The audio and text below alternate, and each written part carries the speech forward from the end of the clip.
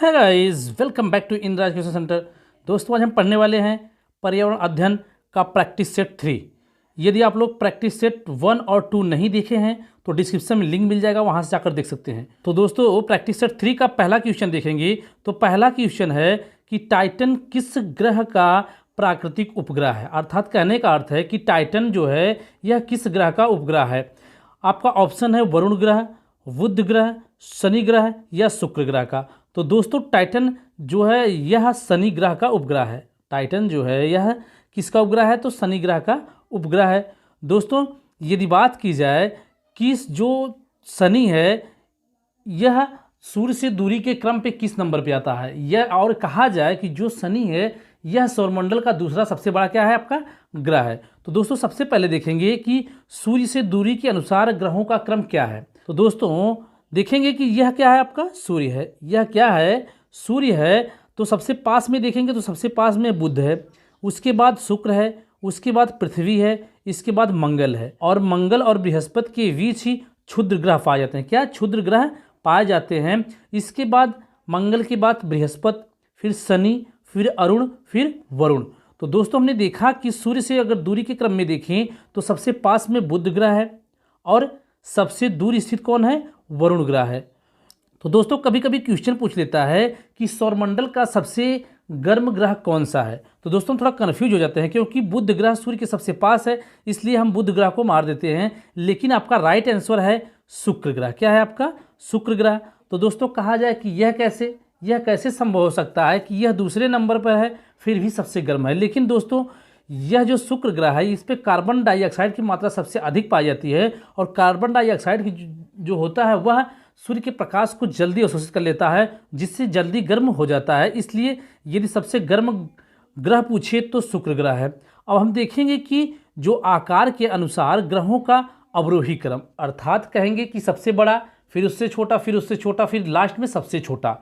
तो आकार के अनुसार ग्रहों का आरोही क्रम देखेंगे तो दोस्तों, सबसे बड़ा ग्रह देखेंगे तो सबसे बड़ा ग्रह है आपका बृहस्पति ग्रह। इसके बाद आपका दूसरा शनि, फिर अरुण, फिर वरुण ग्रह, शुक्र ग्रह, पृथ्वी ग्रह, मंगल ग्रह और बुध ग्रह। तो दोस्तों, सबसे बड़ा ग्रह की बात की जाए तो बृहस्पति है और सबसे छोटा ग्रह की बात की जाए तो बुध है। दोस्तों, कभी कभी क्वेश्चन पूछता है कि ऐसा कौन सा ग्रह है जिसके कोई उपग्रह नहीं है। तो दोस्तों, ऐसे 2 ग्रह हैं जिसके पास एक भी उपग्रह नहीं है। वह है आपका शुक्र और बुध, 2 ऐसे ग्रह हैं जिनके पास कोई भी उपग्रह नहीं है। तो दोस्तों, नेक्स्ट क्वेश्चन देखेंगे कि निम्नलिखित में से कौन सी बायोडीजल की फसल है। ऑप्शन है हमारा कपास, जेट्रोफा, गन्ना या आलू। तो दोस्तों, राइट आंसर है हमारा जेट्रोफा। यह जो बायोडीजल की फसल कौन है? जेट्रोफा ही क्या है? आपका बायोडीजल की फसल है। दोस्तों, यह क्वेश्चन कई बार पूछा गया, इसलिए इसको आप ध्यान रखिएगा। तो दोस्तों, इसके बारे में थोड़ा डिटेल देख लेते हैं कि जेट्रोफा जो है यह लगभग 175 प्रजाति की वनस्पति का समूह है। कितने? 175 प्रजाति की वनस्पति का समूह है। तो दोस्तों, यदि कहा जाए कि जेट्रोफा के पौधे जो हैं वह अधिकांशतः कहाँ पाए जाते हैं, तो भारत में, अफ्रीका में, उत्तरी अमेरिका, कैरेबिया में और कैरेबिया जैसे ट्रॉपिकल क्षेत्रों में पाए जाते हैं। क्या? जेट्रोफा के पौधे। तो दोस्तों, नेक्स्ट क्वेश्चन देखेंगे कि पर्यावरण संरक्षण अधिनियम किस वर्ष पारित किया गया। पर्यावरण संरक्षण अधिनियम किस वर्ष पारित किया गया? तो ऑप्शन है हमारा सन 1982 में, 86 में, 92 में या 96 में। दोस्तों, तो हमारा राइट आंसर है पर्यावरण संरक्षण अधिनियम पारित किया गया आपका सन 1986 में। कब किया गया? सन 1986 में। तो दोस्तों, नेक्स्ट क्वेश्चन है हमारा कि भूमंडलीय तापन का क्या कारण है। भूमंडलीय तापन का क्या कारण है? हिमनद में, कार्बन डाइऑक्साइड में वृद्धि, कार्बन डाइऑक्साइड में कमी या वनों में वृद्धि। तो दोस्तों, जो भूमंडलीय तापन होता है या कहेंगे कि जो भूमंडल गर्म होता है उसका मुख्य कारण क्या होता है? तो उसका मुख्य कारण होता है कार्बन डाइऑक्साइड में क्या हो जाती है? वृद्धि होती है, इसलिए भूमंडलीय तापन होता है। दोस्तों, नेक्स्ट क्वेश्चन देखेंगे कि निम्नलिखित में से किसमें सर्वाधिक जैव विविधता पाई जाती है। जो सर्वाधिक जैव विविधता पाई जाती है वह कहाँ पाई जाती है? तो ऑप्शन है शीतोष्ण पर्णपाती वन वायु में, उष्ण कटिबंधीय सदाबहार वन वायुओं में, शीतोष्ण घास प्रदेश वायुओं में और शबाना वायुओं में। तो दोस्तों सबसे पहले जान लेते हैं कि जैव विविधता क्या होती है। जैव विविधता का मतलब जहाँ पर जीवों की क्या हो, अधिकता हो, अर्थात जहाँ पर घने जंगल पाए जाते हैं, या कहेंगे कि जहाँ पर सर्वाधिक वर्षा होती है वहाँ पर घने जंगल पाए जाते हैं, या कहेंगे कि अलग अलग प्रजाति के जीव उपस्थित होते हैं, इसलिए उसको कहा जाता है कि जैव विविधता। तो यहाँ पर पूछा है कि सर्वाधिक जैव विविधता कहाँ पाई जाती है, तो आपका राइट आंसर है कटिबंधीय सदाबहार वन वायुओं में सर्वाधिक जैव विविधता पाई जाती है। दोस्तों नेक्स्ट क्वेश्चन देखेंगे कि निम्नलिखित में से किस मृदा का निर्माण लावा द्वारा होता है। जो ज्वालामुखी से लावा निकलता है उससे किस मृदा का निर्माण होता है, तो दोस्तों ऑप्शन देखेंगे लाल मिट्टी, काली मिट्टी, जलोढ़ मिट्टी या लैटराइट मिट्टी। तो दोस्तों जैसा कि हम जानते हैं कि जो ज्वालामुखी से लावा निकलता है जब वह सूखता है तो क्या होता है, वह कठोर हो जाता है, धीरे धीरे क्या मिट्टी में परिवर्तित हो जाता है, तो उससे काली मिट्टी का निर्माण होता है। किससे, काली मिट्टी का निर्माण होता है। और काली मिट्टी क्या होता है, कपास की खेती के लिए अधिक महत्वपूर्ण होती है या अधिक उपयोगी होती है, इसलिए इसे कपासी मिट्टी भी कहा जाता है। दोस्तों नेक्स्ट क्वेश्चन देखेंगे कि वायुमंडल की कौन सी परत प्रकाश की परावैंगनिक किरणों को पृथ्वी की सतह पर आने से रोकती है। ऑप्शन है आपका समताप मंडल, क्षोभ मंडल, आयन मंडल या मध्य मंडल।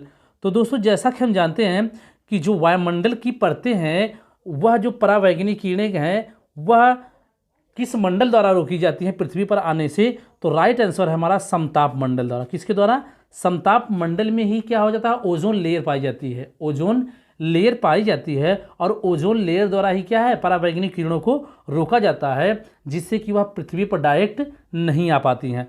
दोस्तों यदि बात की जाए कि समताप मंडल से और क्या क्वेश्चन बन सकते हैं, तो समताप मंडल से क्वेश्चन बनता है कि वायुयान उड़ाने के लिए सबसे आदर्श मंडल कौन होता है, तो वह है समताप मंडल। क्योंकि समताप मंडल में मौसम संबंधी घटनाएं नहीं होती हैं, इसलिए वायुयान उड़ाने के लिए सबसे आदर्श मंडल माना जाता है।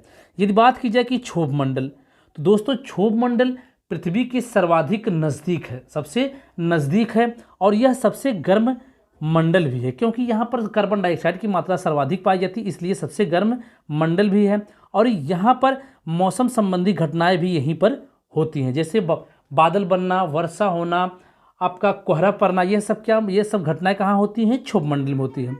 दोस्तों नेक्स्ट क्वेश्चन देखेंगे कि गंगा एक्शन प्लान को लाने का उद्देश्य निम्नलिखित में से किस सुधार हेतु था, या किसके सुधार के लिए गंगा एक्शन प्लान लाया गया। तो दोस्तों ऑप्शन है जल की गुणवत्ता से, जल का वेग से, जल की प्रचुरता से, जल के तापमान से।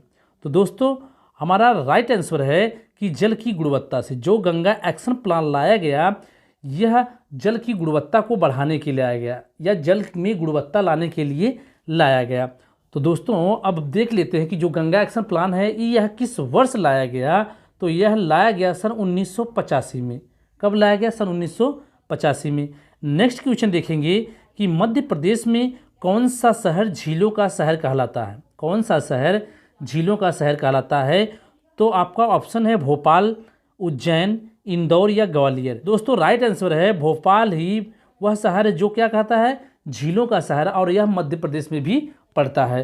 तो दोस्तों नेक्स्ट क्वेश्चन देखेंगे कि शिक्षक की सबसे बहुमूल्य निधि है, शिक्षक की सबसे बहुमूल्य निधि क्या है। आपका ऑप्शन है सेवा, वेतन, गर्व या छात्रों का विश्वास।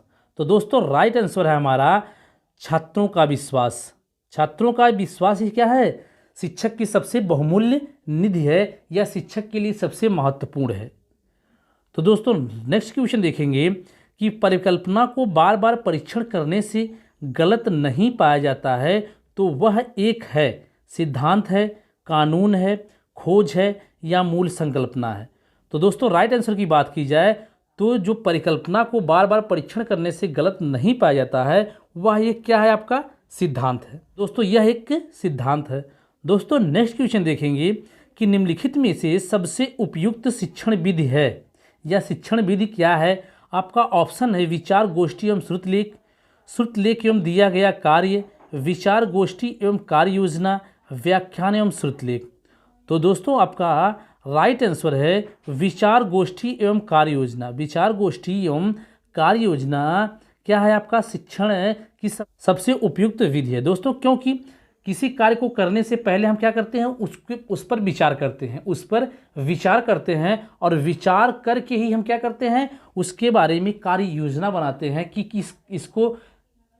इसको किस तरीके से करना है, या इस कार्य को किस तरीके से हमें संपन्न करना है।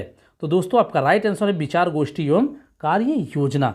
दोस्तों नेक्स्ट क्वेश्चन देखेंगे कि निम्नलिखित में से कौन सी ग्रीन हाउस गैस नहीं है। जो 4 ऑप्शन दिए गए इनमें से बताना है कि कौन सी ग्रीन हाउस गैस नहीं है। ऑप्शन है carbon dioxide, nitrous oxide, helium या मीथेन।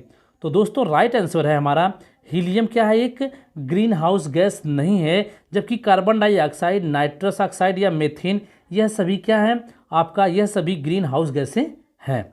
दोस्तों नेक्स्ट क्वेश्चन देखेंगे कि ध्वनि प्रदूषण का मापन किस इकाई द्वारा किया जाता है। जो ध्वनि प्रदूषण का मापन किया जाता है वह किस इकाई द्वारा किया जाता है। तो ऑप्शन है जूल द्वारा, डेसिबल द्वारा, न्यूटन द्वारा या नैनो इकाई द्वारा। तो दोस्तों राइट आंसर है हमारा डेसिबल द्वारा या डेसिबल इकाई द्वारा ध्वनि प्रदूषण का माप किया जाता है या इसका मापन किया जाता है। नेक्स्ट क्वेश्चन देखेंगे कि निम्न नदियों में से कौन सी नदी बंगाल की खाड़ी में गिरती है। बताना है कि जो 4 ऑप्शन दिए गए हैं इनमें से कौन सी ऐसी नदी है जो कि बंगाल की खाड़ी में गिरती है। तो दोस्तों ऑप्शन है ताप्ती नदी, सुवर्ण रेखा नदी, नर्मदा नदी या सिंधु नदी। तो दोस्तों राइट आंसर है हमारा सुवर्ण रेखा नदी ही क्या है आपका बंगाल की खाड़ी में गिरती है, और सभी क्या है अरब सागर में गिरती हैं। तो दोस्तों आज का यह लास्ट क्वेश्चन था। तो दोस्तों यदि आप लोग इसी तरीके से सभी विषय की फ्री क्लास पाना चाहते हैं और सभी विषय का क्यूज पाना चाहते हैं तो दोस्तों चैनल को सब्सक्राइब करें, बेल आइकन को जरूर दबाएं जिससे कि आपको वीडियो के नोटिफिकेशन मिलते रहें, और वीडियो को लाइक करें, शेयर करें। दोस्तों कल फिर मिलेंगे ऐसी वीडियो के साथ। जय हिंद दोस्तों।